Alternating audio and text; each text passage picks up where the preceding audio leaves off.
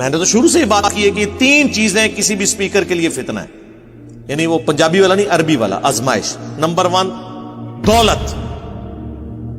Number 2 شہرت،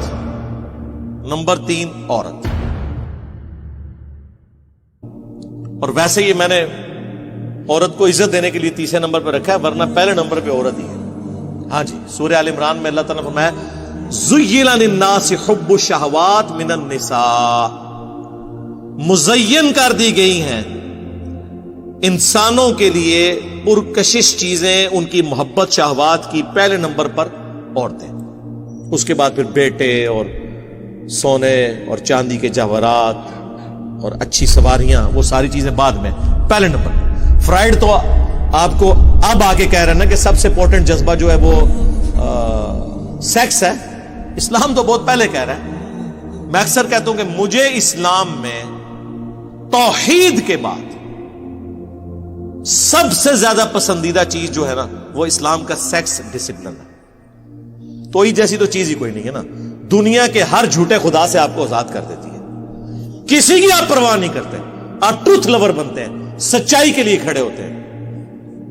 یہ توحید کی برکت ہے۔ اور سیکس ڈسپلن چونکہ یہ جذبہ اتنا امپورٹنٹ ہے تو آپ دیکھ لیں سورہ النور میں آیا کہ مؤمن مردوں سے کہو، پہلے مردوں کو حکم ہوا ہے کہ اپنی نگاہیں نیچی رکھو، پھر کہا گیا مومنہ عورتوں سے کہو کہ وہ بھی اپنی نگاہیں نیچی رکھیں، پھر یہاں تک سورہ النور میں آیا کہ عورت کی زیور کی چھنکار بھی باہر نہ سنائی دے۔ آج مولوی یہ جھگڑ رہے ہیں جی چہرے کا پردہ ہے یا نہیں، وہ جی زیور زینت سے مراد زیور ہے، اچھا جی، یہ شادی کے لیے جب عورت کو پسند کرنے جاتے ہیں تو اس کا زیور دیکھ رہے ہوتے ہیں، شکل و صورت دیکھتے ہیں،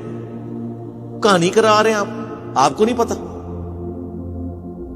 پھر بخاری اور مسلم دونوں میں حدیث ہے عورتوں سے میل ملاپ سے بچو۔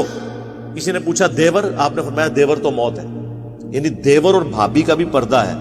تو باقی تو شاہی کوئی نہیں۔ ایٹ لیسٹ اگر کمبائنڈ فیملی سسٹم ہے تو نگاہوں کا تو ہے کہ جھکا کے بات کی جائے۔ جامعہ ترمذی میں حدیث ہے جہاں 2 غیر محرم مرد و عورت ہیں، تیسرا شیطان ان کے اندر ہوتا ہے۔ صحیح مسلم میں حدیث ہے کہ نبی علیہ السلام فرماتے ہیں کہ مجھے میرے رب نے حکم دیا ہے اچانک پڑ جانے والی نگاہ کے بارے میں کہ میں فوراً اسے اٹھا لوں۔ وہ جو اکثر آپ کو سننے کو ملتا ہے جی پہلی نگاہ معاف ہے، پہلی نگاہ معاف کا مطلب ہے کہ پہلی دفعہ جب پتہ چل جائے، اگر کسی کو بغیر نگاہ کے بھی پتہ چل گیا کہ غیر محرم عورت سامنے آ گئی ہے، پھر یہ نہیں ہے کہ پہلے ڈالے گا اور پھر ایسے ہٹائے گا یا ایک نگاہ میں گھر تک چھوڑ کے آئے گا جس نے سا روکیا ہوتا ہے، نہ، یہ ایک محاورتاً بات ہے۔ بخاری اور مسلم دونوں میں حدیث ہے میں اپنے بعد تم مردوں کے لیے سب سے بڑی آزمائش عورتیں چھوڑ کے جاؤں۔ تو جہاں پہ سیکس ڈسپلن اتنا سخت ہو، الموجم الکبیر طبرانی کے اندر حدیث موجود ہے، سلسلہ احادیث صحیحہ کے اندر شیخ البانی نے نقل کیا